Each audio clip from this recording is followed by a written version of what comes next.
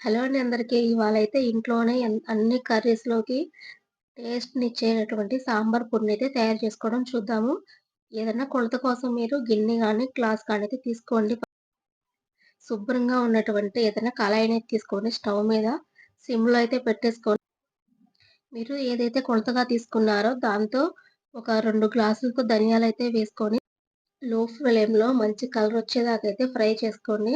Fry అయ్యే ముందు 2 స్పూన్ల మిరియాలైతే యాడ్ చేసుకొని, వాటిని కూడా మంచిగా ఫ్రై చేసేసి, అవన్నీ ఒక ప్లేట్‌లో అయితే తీసి పక్కన పెట్టేసుకోండి. అదే కళాయిలో ఇప్పుడు మనం ఏదైతే మెజర్‌మెంట్‌తో తీసుకున్నామో, అదే గ్లాస్‌తో ఒక గ్లాసున్నర వరకి మెంతులైతే తీసుకొని, అవి కూడా మంచిగా వేగేంత వరకి లో ఫ్లేమ్‌లో అయితే వేగించండి. అవి వేగుతున్నాయి ఇంకా అయిపోవస్తుందనంగా కొన్ని యాలుక్కాయలని తీసుకొని ఒక్కసారి అలా వేయించి, ఇంకా దించే ముందు ఒక గ్లాసు జీలకర్రనైతే కూడా యాడ్ చేసుకొని, చక్కగా లో ఫ్లేమ్‌లో అయితే వేయించుకొని, ఇవన్నీ కూడా ఒక ప్లేట్‌లోకైతే పక్కన పెట్టేసుకోండి. ఎందుకంటే వేడి మీద ఉన్నప్పుడు ముద్దగా అయితే అయిపోతుంది. మిక్సీ వేసినప్పుడు వీటన్ని చక్కగా ఒక ప్లేట్‌లో తీసుకొని ఆరబెట్టుకోండి. ఇప్పుడు అదే కళాయిలో శుభ్రంగా కడిగి ఆరబెట్టుకున్నటువంటి కరివేపాకుని తీసుకొని సిమ్‌లోనే చక్కగా నిదానంగా ఫ్రై అయితే చేయండి. కరివేపాకు కూడా శుభ్రంగా ఫ్రై అయిపోయిందనుకోండి, ఇంక దించే ముందు మంచిగా శుభ్రం చేసుకున్నటువంటి కొన్ని చిన్నుల్లిపాయ రెబ్బలనైతే తీసుకొని దీంట్లోనే ఫ్రై చేసుకోండి. ఎక్కువైతే వేయొద్దు చిన్నుల్లిపాయలు. చిన్నుల్లిపాయలు ఎక్కువ వేయడం వల్ల ఏందంటే బూజొచ్చే అవకాశం అయితే ఉంటుంది.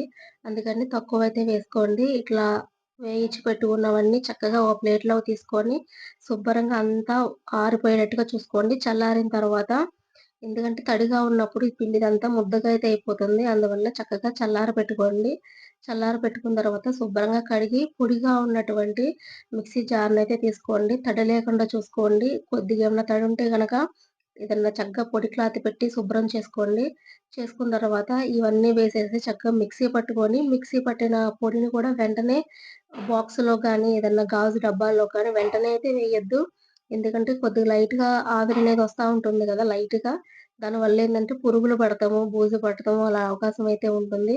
చక్కగా ఈ పొడంతా కూడా ఆరిపోయిన తర్వాత ఎయిర్ టైట్ కంటైనర్‌లో అయితే చక్కగా స్టోరేజ్ చేసుకోవచ్చు. 2 మంత్స్ వరకు ఎటువంటి పురుగులు గూడా వెజ్ అండ్ నాన్ వెజ్ కర్రీల్లోకైతే వేసుకోవచ్చు. వీడియో నచ్చితే కనుక మన ఛానల్ సబ్స్క్రైబ్ చేసి వీడియో అయితే లైక్ చేయండి. అలాగే షేర్ చేయండి.